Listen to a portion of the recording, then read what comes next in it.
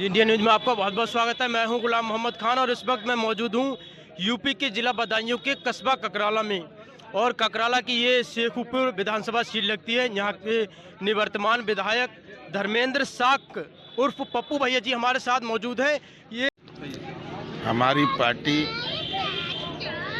6 अप्रैल 1980 में भारतीय जनता पार्टी की स्थापना दिवस हम धूमधाम से हर प्रदेश के अंदर गांव चलो नगर चलो अभियान के तहत हम नगर पालिका ककराले में उपस्थित हुए। सरकार की उपलब्धि, सरकार की योजनाओं के बारे में हम जनता को बताने आए। जैसा कि हमने देखा कि ऐसा सुना जाता है कि भारतीय जनता पार्टी हमेशा मुसलमानों के विरोधी रही है, लेकिन यहाँ पर हमने सभा में देखा सारे दाढ़ी टोपी वाले। क्या कहेंगे?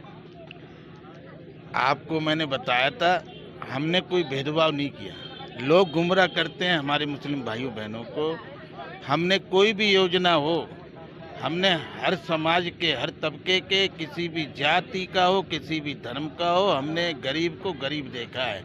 हमने जाति धर्म देख के कोई योजना नहीं बनाते हैं। हमने मुसलमान भाइयों में जहाँ गरीब हैं उनको हमने पिछली बार 850 सरकारी प्रधानमंत्री आवास देने का काम किया और इस बार नगर पालिका ककराले के अंदर हमने 600 से अधिक उन गरीब परिवारों को, मुस्लिम परिवारों को हमने प्रधानमंत्री आवास देने का काम कर रहे हैं। जैसा कि हमने देखा कई लोगों ने सदस्यता ली, तो क्या ये दिली लगाव है या कोई जोर दबाव?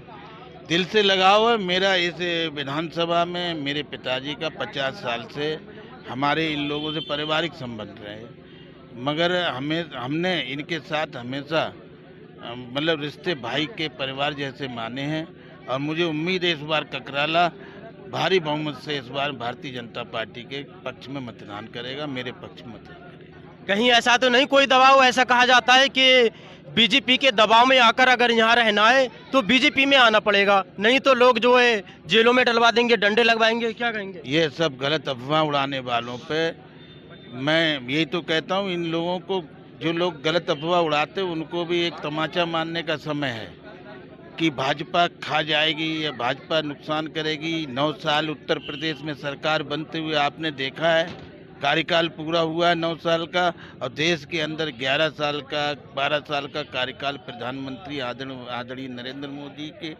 नेतृत्व में देश की सरकार बने हुए हो गया। और आज तक हमने और हमारी पार्टी ने, हमारी सरकार ने कोई भेदभाव नहीं किया। हम चाहते हैं भयमुक्त समाज हो और गरीब को सुविधाओं मिलने, गरीब का विकास हो, क्षेत्र का विकास हो, नगर का विकास हो, ये हमारी सोच है।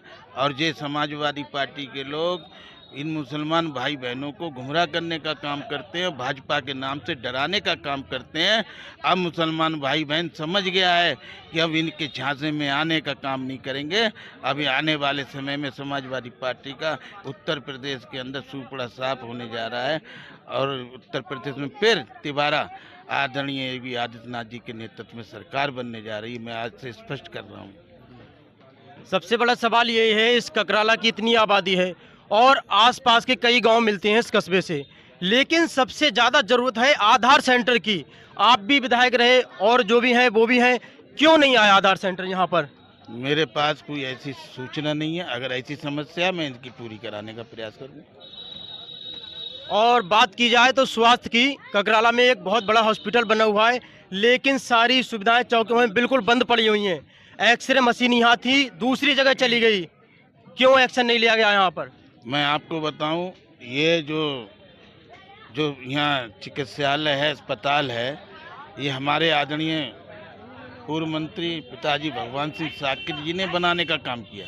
उन्होंने मालूम था यहाँ अस्पताल की ज़रूरत है। यहाँ अधिक आबादी होने के कारण इन लोगों को बदायूं और आसपास कहीं जाना पड़ता था।